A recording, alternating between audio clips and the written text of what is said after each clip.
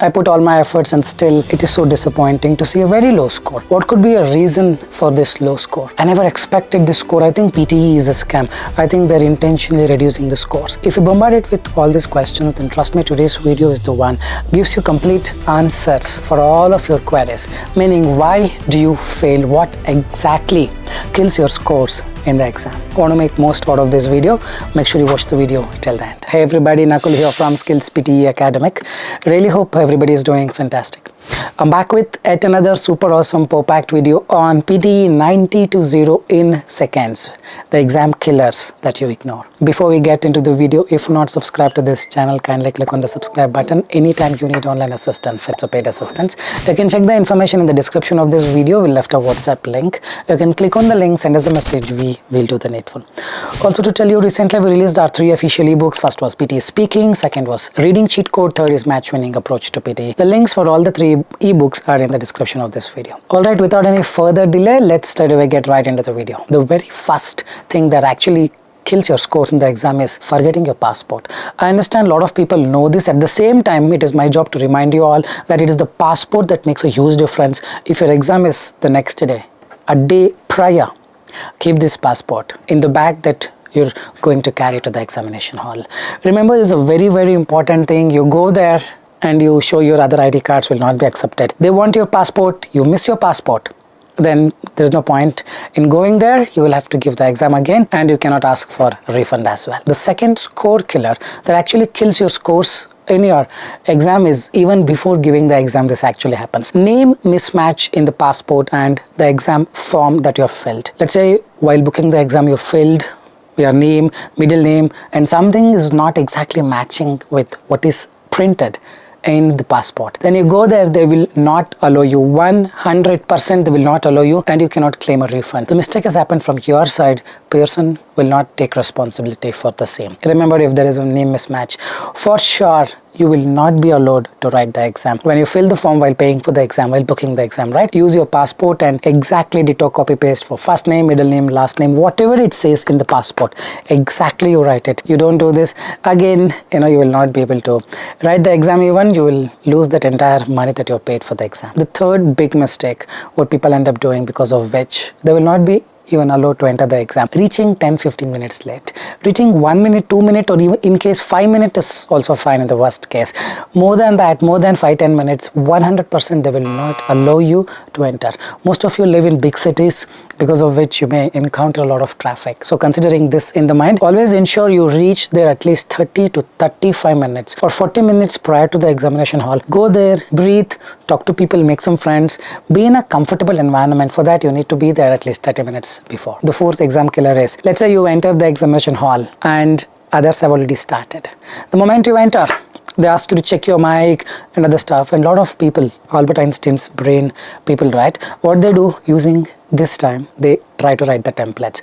Anything you write on the piece of book that is given to you will be confiscated with a great warning that you will not be allowed to enter the exam again if you do this. Such a word is enough to kill your confidence. With that negativity, you start writing the exam. 100% it will not work, man. So don't write anything until you start your exam. Hope you are getting it. The invigilator will tell you. After that, you can write whatever you want, meaning the first read aloud. Before that, you start writing down, hiding and writing. They will definitely confiscate your the erasable notebook and give you a new one. Yes, they will allow you to write the exam, continue the exam, but with this lot of negativity in your mind. Remember, don't fall into all these things. The fifth exam killer is your pitch. A lot of people assume that their voice is the strength. It could be completely wrong when it comes to PTE. PTE, the Pearson test of English academic or core exam, needs a sharper tone. Mine is sharper by default, but there are a few people who have very thick voice.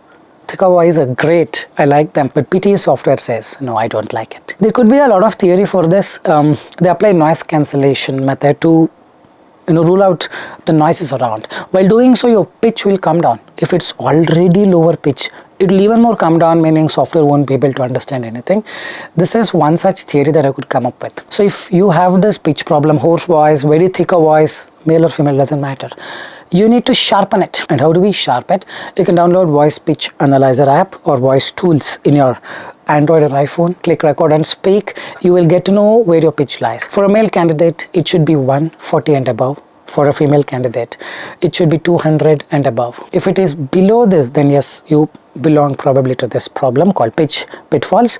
And if that is the scenario, your speaking will go down, reading will go down, listening will go down, only writing will be more. So you need to bring that pitch to 140 and above, thin it, market research a little through this part, through the nose, sharpen it, then you will see automatically a great score. May not be everybody, but yes, there are a lot of students who belong to this category that needs immediate fix. Otherwise, you keep practicing. In some websites you see 90, even in official mock test Pearson you may see 90, because the mic that you use is sensitive, it can capture everything, there is no noise cancellation applied there. But in the main exam, you may still fall for the trap and get a very low score. So consider increasing the pitch to 140 and above for male candidate, 200, 220 around or 220 above for female candidate. The next exam killer is not clicking submit button after the last write from dictation. Let's say your write from dictation ended, 3 write from dictations will be there, or 4, let's say 3 are there. You finish the third one and the timer says 10 seconds,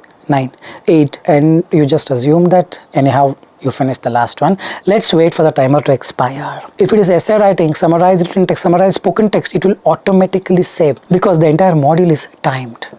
But write from dictation is not timed, isn't it so? If it is not timed, then how can you expect software to save this answer? Mostly it will not be saved. I've got a mixed review. Few have told that I did not click submit only, I got 90 overall, but majority of the students have come across have got a very low score, meaning the previous attempt 90 listening, 90 writing, the next attempt they would have given because the speaking is less or something. The next attempt they would have done the same way, they're very confident, but listening and writing becomes 72 because last write from dictation is not scored. Whatever it is, you got to click the submit button after you finish the last write from dictation. Don't wait for the timer to expire on its own.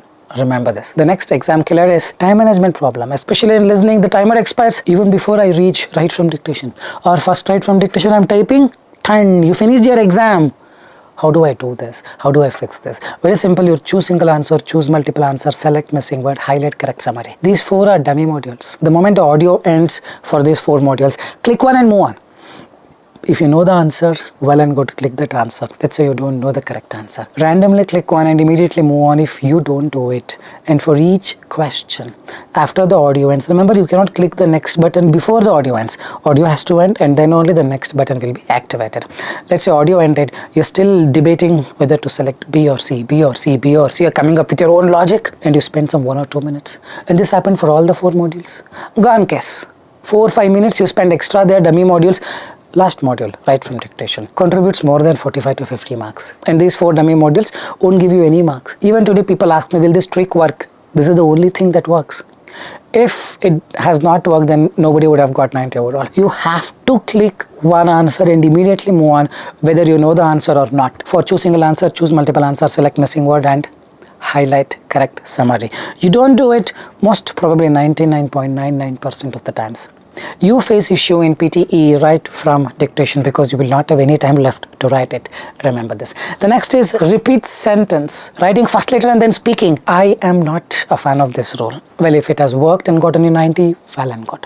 Please don't come here and comment, don't believe this guy, it will work for me. Yes, it has worked for you. At the same time, it will not work for majority of the students. Why? Remember, repeat sentence, the plain audio, and once the audio ends, immediately your recording window will not open. Isn't it so?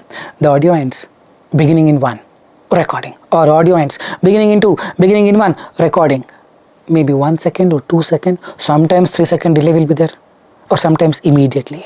Beginning in 1, recording.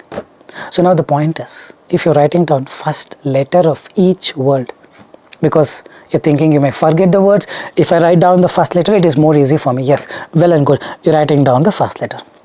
What if the audio is very lengthy? And you're writing down very slowly that the audio has finished and you're still remembering and writing. Recording is on. Once first second over, second over, third second also is over. You're still writing it down and then you finished and then you opened your eyes and then started speaking. By the time it says silence detected, microphone turning off. This is one category. Second category is for a small audio. Let's say you quickly wrote down and you finished, started speaking immediately. But let's say recording window is not even open. The idea is if you're starting to write down the first letter of each word, you're losing some part of your concentration there.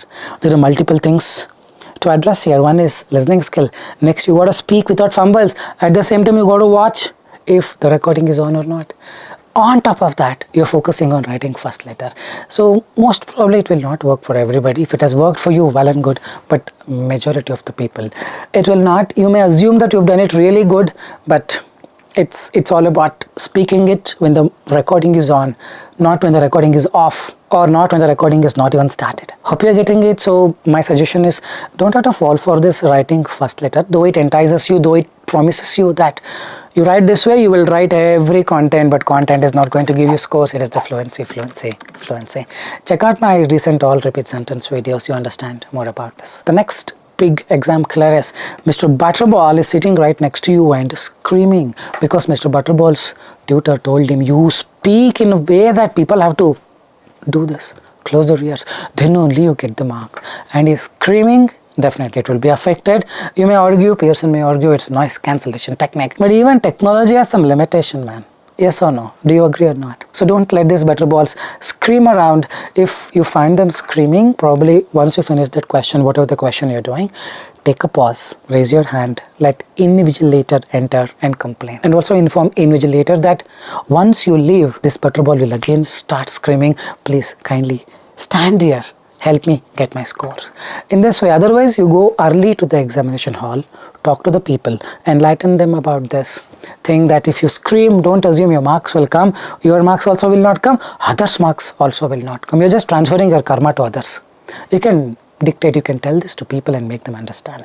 Remember, there is a theory that you speak loud, software will understand everything, nothing it will understand. Reading will go down, listening will go down because of speaking. Don't do this. Remember this. The next big exam killer is not proofreading the essay or summarized spoken text. What happens is people are so enthusiastic about the template and they tend to believe that I use a right template, I get 90, 100% no. It's all about how you type the template and with what confidence, with what content you fill the template. On top of that, how much of it are you proofreading? Whenever you type, see, when you write is different. When you type, a lot of keywords will not be hit. Because I'm sure you have not practiced every day with that keyboard, isn't it so? If that is a scenario, let's say 15 minute or 18th minute you finished your essay, the remaining 2 minutes. Or let's say 15th, 16th minute you finished your essay, the remaining 4 or 5 minutes, you got to reread them to identify any spelling mistakes that you have done. Remember, one spelling mistake will take away 1 mark. Let's say you made 10 spelling mistakes, essay will give you 0 mark, irrespective of what template, irrespective of what grammar, irrespective of what content that you have put into the template. Remember this. The next big exam killer is taking more than 2.5 to 3 minutes per question in reading, writing, fill in the blanks. See how it cascades to the last module. Reading, writing, fill in the blanks comes in the beginning of the reading section. There will be a timer running 25 minutes, 30 minutes. Within that stipulated time, 30 minutes or 25 minutes, whatever it shows, you have to finish all the sections. But here each question you're taking 6 minutes, 5 minutes, 7 minutes. And then after this 5 questions or 6 questions comes multiple choice, multiple answer. There also you take 3 minutes. And then comes reorder. There also you take 5 minutes. After that comes reading, fill in the blanks. First question, 5 questions are there. It contributes 25 to 30 marks. First question you're doing, timer expired. For that you need the collocation, grammar and the context. 2 days back I made this reading, fill in the blanks 50:50 rule. Check that out. And also recently I've made 2 full course video. One is entire full course 6 hours. Other one last year we did reading, fill in the blanks 6 hours. If you missed it out, the links somewhere here or in the description. Check them out, do it. You got to learn doing things in less than 3 minutes. Otherwise you will not even reach reading, fill in the blanks before the timer expires. The next is, yes, entirely missing one right from a dictation can cost you more than 10 marks. I have seen myself first attempt writing and listening 88, second attempt 74, 75 or 76, I may have forgotten. Though I attempted it, but I was not confident. The audio went like a rocket. Or sometimes what happens, you listen and you're writing and you forget the rest. Only 3 words you write. If that is the scenario, don't assume that I've written 3 words, around 8 words were there, 5 marks I would lose. No. How software works is such a simple audio and you're not able to write more than 2 words, more than 3 words. Take the marks down. It works differently. One right from dictation, you mess up. Don't assume that you're still in the contention for 79. 2000% 79 won't be possible. You got to be so precise, especially in right from dictation. 1 or 2 words, it's okay. Out of 12 words in one audio, I wrote 3 words. 79, 100% not possible. 65 also would be very, very difficult if that is the case. So prepare well. Listening skills and spellings need to be worked on with respect to right from dictation. The next is retell lecture. They'll give you one pen in the beginning and you don't even test if it is working or not. Or probably you would have tested and forgot to keep the cap closed. Keep the cap open. Or let's say 2 or 3 retell lectures or respond to situation for PTE core will be there. First retell lecture, you took the notes and just kept the pen as it is. Second retell lecture came and now the pen, the ink has dried up. You cannot open it for a very long time.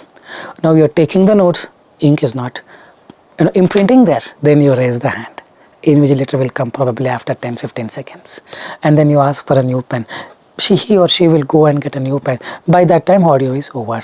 This can happen to anybody. Make sure your pen cap is closed. Make sure the pen is working. All these things you need to test and try out before you start the retell lecture. Otherwise, 10 marks easily you would lose from retell lecture to speaking and listening both. The next big mistake is not clicking the next button immediately after finishing your read aloud, repeat sentence, describe image, retell lecture or whatever the modules in the speaking section. What happens, let's say read aloud. In the beginning, they'll give you 30 seconds to prepare. You prepared well and then beep, one sound came, you started speaking. Now when you speak, that window is also around 25 to 30 seconds, but most probably every read aloud you finish probably within 15 seconds or not more than that, 13, 14 or 16, 17, 18 seconds. The remaining time, click next immediately. You don't do it, let's say you sat quietly. It will wait for first second, second second, third second or what. It should ideally throw a message that silence detected, microphone turning off. If it does, well and good, no problem. If it doesn't do because Mr. Butterball is screaming, his or her voice will be recorded. Isn't it simple? Then there are chances that marks can go up and down. Do not fall for this problem.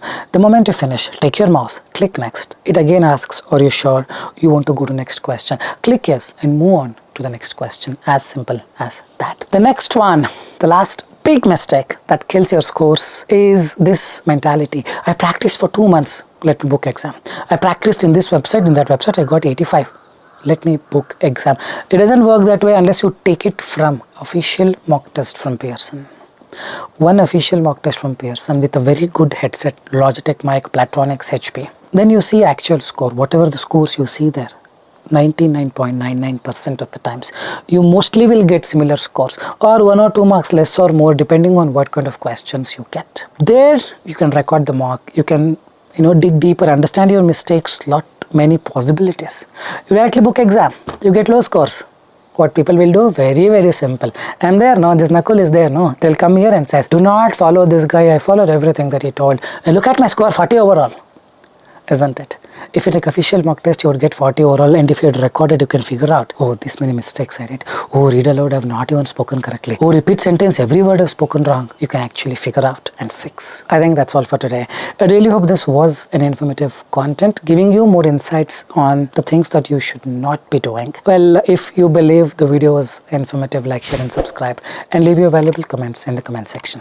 With this, I'm going to park the video here. This is Nakul, N-A-K-U-L, Nakul signing off from SKILLS PTE Academic. Soon we'll be back. Till then, take care. Bye-bye. Thanks much.